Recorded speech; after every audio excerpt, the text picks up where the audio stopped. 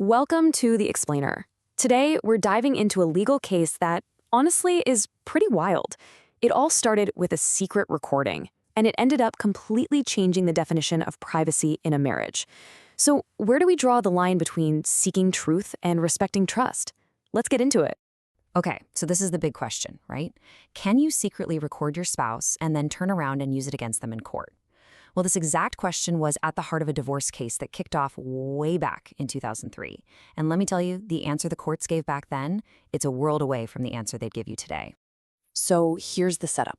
You've got a husband in the US, a wife in India, and then you have a hard drive. But this wasn't just any hard drive. It was packed with secretly recorded, totally private phone calls. The husband, Nagaphanender Rayala, handed this over as his key piece of evidence to get a divorce from his wife, Rayala Bhuvaneswari. All right, part one, a spouse's secret recording. Let's dig into how this whole story begins. This is a classic showdown, the search for truth clashing head-on with the right to privacy. So what was the deal with this evidence? Well, the husband's goal was pretty simple. He wanted to use his wife's own words against her. So he produced this hard drive, and on it were recordings of her private phone calls to her parents and friends back in India. And of course, they were all recorded without her knowing anything about it. Now, she admitted that, yes, some parts were her voice, but she disputed other parts. But here's the thing. The real legal bombshell wasn't what was on the recordings. It was how he got them.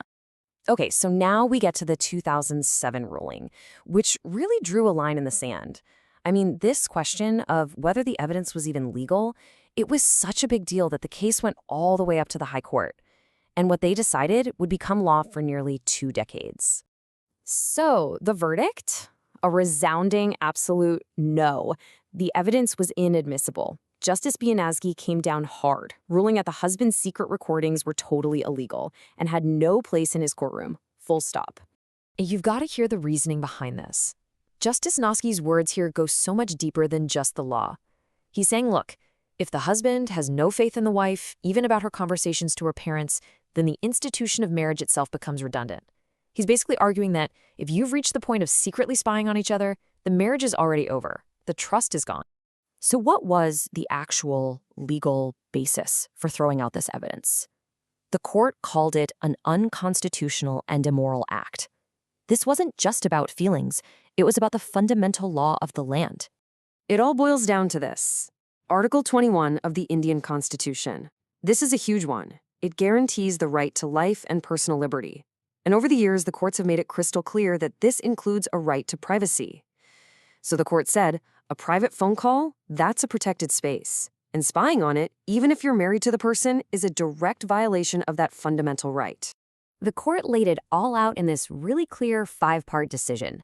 First off, spying on your spouse, that's a straight-up violation of their Article 21 right to privacy. Simple as that. Second, it also breaks the Telegraph Act, which has super strict rules about who can tap phones, and it's not you. Third, and this is a big one, being married does not give you a free pass to invade your spouse's privacy. Fourth, because of all that, any evidence you get illegally is inadmissible. It doesn't matter what's on it. And finally, number 5, you can't try to fix it later. Getting a voice expert to analyze the tapes doesn't magically make unconstitutional evidence legal. And just like that, for nearly 2 whole decades, this was the law. It was completely undisputed. This ruling acted like a shield, protecting the privacy of spouses in courtrooms all across India. Until 2025. Yeah, after all that time, the Supreme Court decided to take another look at this very same issue, and what they did, well, it turned everything on its head. All right, part 4, a surprising reversal. Let's get into how everything we just talked about completely changed. I mean, just look at this timeline. It shows you just how dramatic the shift was. You have the 2007 Rayala ruling. Secret recordings are unconstitutional, evidence is out. That's the law for almost 20 years. Then, bam, July 14, 2025. The Supreme Court steps in and says secret recordings are now admissible in matrimonial court cases. A complete 180. So why? Why the total reversal? Well, the new logic focused on the idea of a fair trial over privacy. Now, the Supreme Court wasn't saying privacy doesn't matter. Not at all. They just came at it from a completely different legal direction. Here's the shift in a nutshell. The 2007 Rayala ruling was all about Article 21. the right to privacy. The principle was that privacy is fundamental. It's paramount. But the Supreme Court in 2025, they focused on something else entirely. Section 122 of the Evidence Act.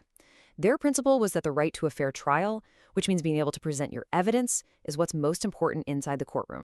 Now, this part of the Supreme Court's reasoning is absolutely fascinating.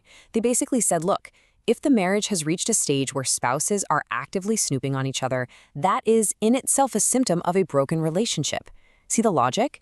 They're arguing that the secret recording isn't what broke the marriage. The marriage was already broken, and the snooping is just a symptom of that. So, in their view, letting the evidence in isn't causing new harm, it's just dealing with the reality of the situation. Okay, so this brings us to the new rules of evidence. What does all this mean in practice? Let's get down to the bottom line. This table really breaks it all down, the what was versus the what is. Before, the fundamental right in question was Article 21, privacy. Now, in court, it's the right to a fair trial. Before, unconstitutionally obtained evidence was automatically out. Now it's the Evidence Act that decides what's in. We've gone from the Constitution and the Telegraph Act being the controlling laws to the Evidence Act taking center stage. The core interest has totally flipped, from protecting individual privacy to protecting a person's right to prove their case. Now, it's really important to understand that the old ruling isn't just gone. It still matters a lot in other situations. For example, government surveillance, the state absolutely still needs a warrant and has to follow super strict rules. And in non-spousal disputes, like secretly recording a business call, that would almost certainly still be seen as unconstitutional. This new rule is very, very specific to matrimonial cases. So here's where we land. In an age where literally anyone can hit record at any moment, where do we draw the line between seeking truth and preserving trust? The law has drawn a line for what happens inside a courtroom, but for our own personal relationships, that question, well, it's probably more complicated now than ever before.